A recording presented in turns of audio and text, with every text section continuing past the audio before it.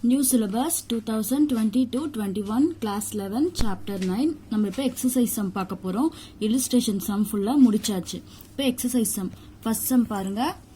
State the account affected in each of the following error. Goods purchased on credit from Saranya for 150 was posted to the debit side of our account. ஓகேவா? இப்ப நம்ம sum போடுறதுக்கு முன்னாடி இந்த சாப்டர்ல நம்ம ஒரு ஈஸி மெத்தட் ஃபாலோ பண்ணிட்டு இருக்கோம். அதாவது எந்த மாதிரி क्वेश्चनக்குலாம் எந்த மாதிரி என்ட்ரி போடணும், எப்படி போடணும் அப்படின்றது. சோ ஃபர்ஸ்ட் நம்ம அத பார்த்துடலாம்.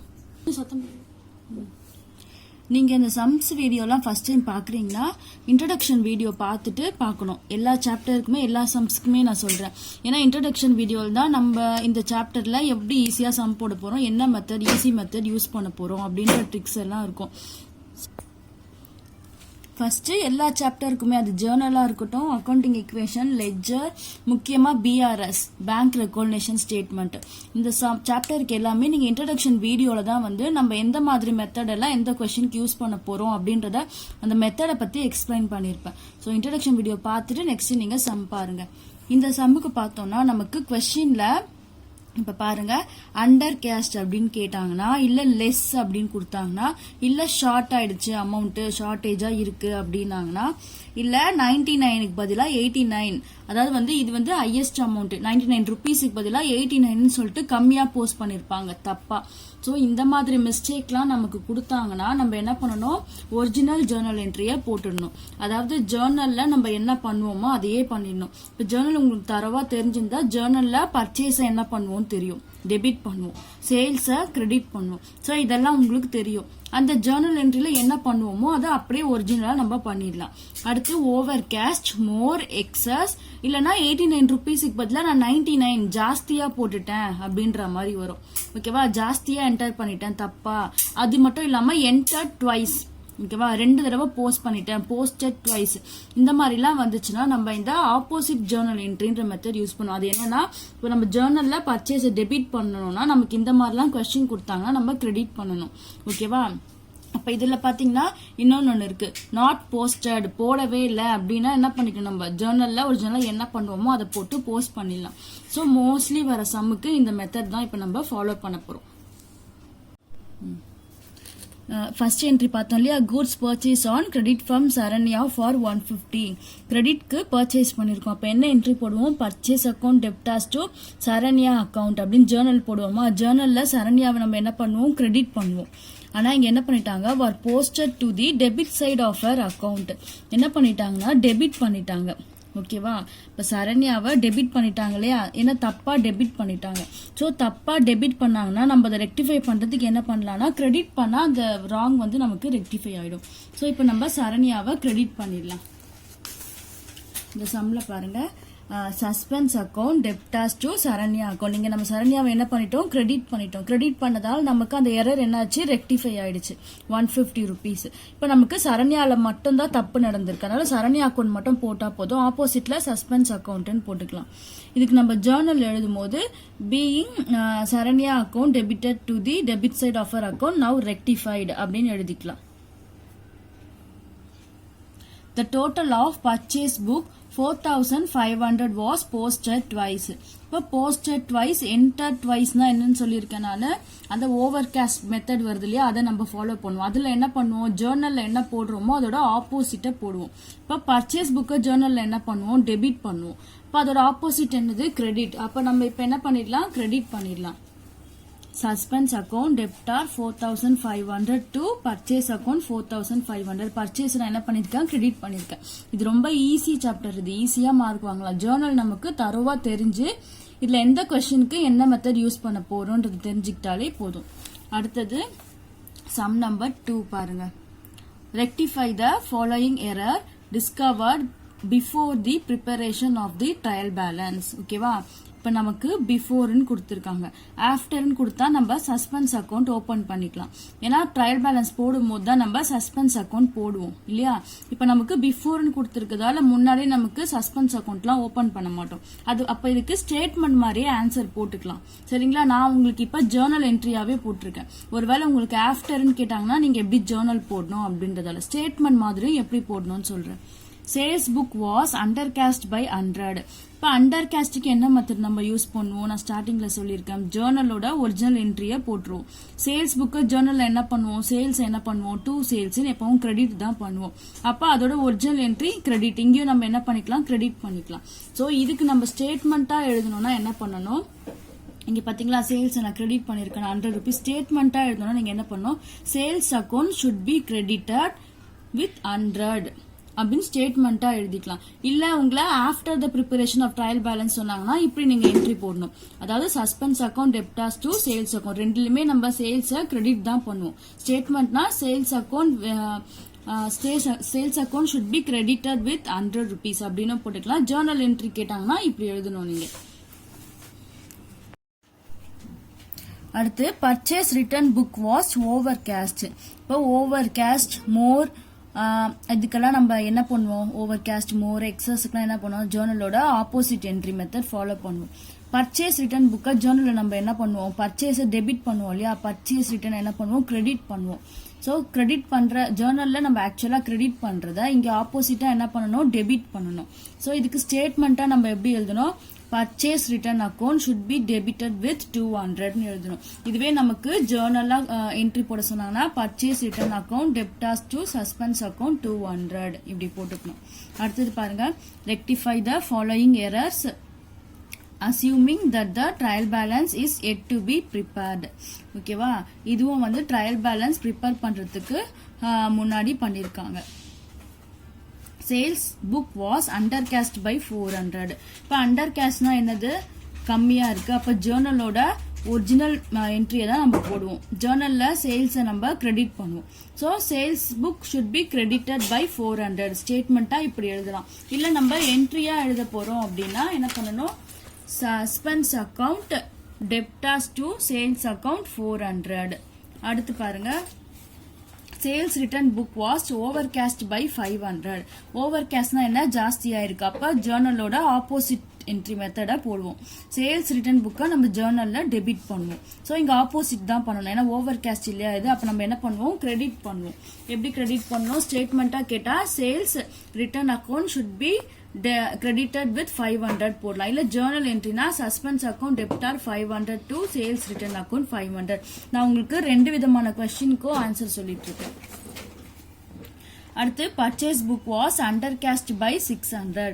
அண்டர் கேஸ்ட்னா ஜேர்னல்ல என்ன பண்ணுவோமோ அதையே பண்ணிக்கலாம். ஜேர்னல் நம்ம பர்ச்சேஸை டெபிட் பண்ணுவோம், இங்கேயும் டெபிட் பண்ணிக்கலாம். இப்போ ஸ்டேட்மெண்ட்னா எப்படி எழுதுவோம், purchase book should be debited with 600. இங்கே நம்ம purchase account debtor 600 to suspense account 600. அடுத்து purchase return book was over caste by 700. ஜேர்னல்ல பர்ச்சேஸ் ரிட்டர்னை கிரெடிட் பண்ணுவோம். ஓகேவா, உங்களுக்கு ஜேர்னல் நல்லா தெரிஞ்சிருக்கும். ஜேர்னல்ல பர்ச்சேஸ் ரிட்டர்ன் புக்கை நம்ம கிரெடிட் பண்ணுவோம். இது ஓவர் கேஷ்னா என்ன பண்ணுவோம், ஆப்போசிட் பண்ணுவோம். அப்ப அங்க கிரெடிட் பண்ண வேண்டியது இங்க என்ன பண்ணுவோம், நம்ம டெபிட் பண்ணலாம். சோ இதுக்கு என்ன என்ட்ரி எழுதுவோம், purchase return account should be debited by 700 எழுதலாம். இல்லனா நம்ம என்ட்ரி போடலாம், பர்ச்சேஸ் ரிட்டர்ன் அக்கௌண்ட் டெப்டா 700 to suspense account 700.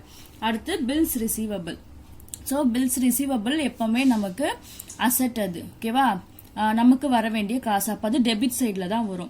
Purchase bills receivable book was under caste by 800. இப்ப அண்டர் கேஸ்ட்னா என்ன, கம்மியா கட்டுது. அப்ப ஜேர்னலோட ஒரிஜினல் என்ட்ரி பண்ணுவோம். பில்ஸ் ரிசீவபிள் ஜேர்னல்ல நம்ம டெபிட் பண்ணுவோம், இங்கேயும் நம்ம டெபிட் பண்ணிக்கலாம்.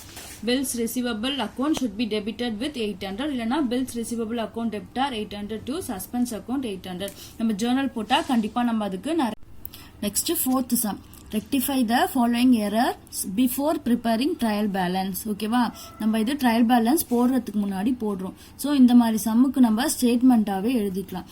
ஒருவேளை உங்களுக்கு ஆஃப்டர் ப்ரிப்பேரிங் த ட்ரையல் பேலன்ஸ் அப்படின்னு கேட்டாலோ இல்ல சஸ்பென்ஸ் அக்கௌண்ட் சம்ல இருக்கு அப்படின்னு கேட்டாலோ நம்ம ஜேர்னல் போட்டுக்கலாம். நான் உங்களுக்கு ஸ்டேட்மெண்டாவே ஆன்சர் சொல்றேன், ஜேர்னல்னாலும் எப்படி போடுறது சொல்றேன்.